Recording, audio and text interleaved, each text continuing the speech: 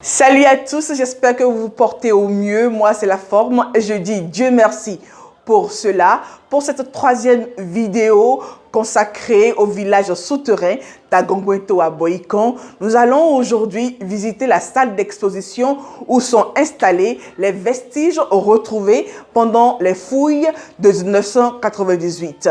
Selon les archéologues rapportés par le gestionnaire M. Théodore Atropo, il y aurait eu pendant les fouilles, pendant les recherches, des objets, des traces qui révéleraient que 1000 ans avant Jésus-Christ, ici à Dahomey, ici au Bénin, nos ancêtres fabriquaient du fer. Je parcours le Bénin. Nous sommes ici dans la salle d'exposition. C'est un endroit où nous avons quelques vestiges récupérés lors des fouilles archéologiques. Il y a certains qui sont exposés ici autour de nous. Il y a d'autres qui sont dans les réserves. Et c'est des vestiges de plusieurs époques. Voilà. Il y a certains qui ont rapport avec le site, d'autres pas du tout. Nous avons notamment actuellement exposé des poteries rituelles pour la plupart. Donc ça veut dire que beaucoup de ces objets ont été retrouvés dans des tombes, dans des anciennes tombes.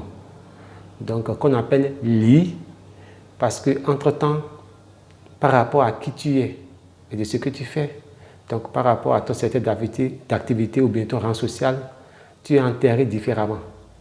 Il y a quelque chose d'encore plus intéressant selon moi ici, c'est par rapport à ces objets. Vous avez notamment des tuyères du fer brut, des scories de plusieurs époques. Donc, ça vient témoigner qu'il y avait déjà le travail du fer sur place. Donc, aujourd'hui, le fer en général est importé, même depuis le roi de Dahomey, le fer est importé de l'Europe.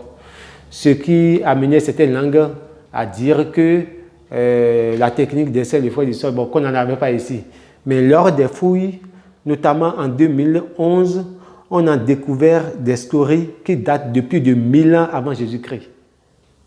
Ce qui est intéressant ici, c'est qu'on a découvert toute une partie de l'actuelle ville de Boïkon qui, au fait, était une ancienne cité qui date de plus de 1000 ans avant Jésus-Christ, qui est actuellement, selon les archéologues, la ville la plus ancienne de l'Afrique en dehors de l'Égypte.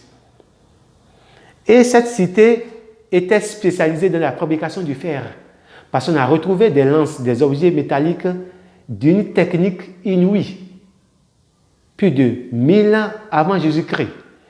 Et aussi d'autres objets qui témoignent d'échanges avec les anciens empires musulmans. Preuve que ce travail de fer, ce n'était pas pour usage local, c'était pour vendre à l'extérieur.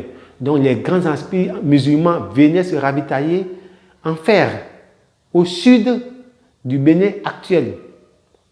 Et c'est ça, selon les archéologues, qui serait à la base du phénomène qu'on appelait Dahomey Gap et qu'on appelle aujourd'hui Benin Gap.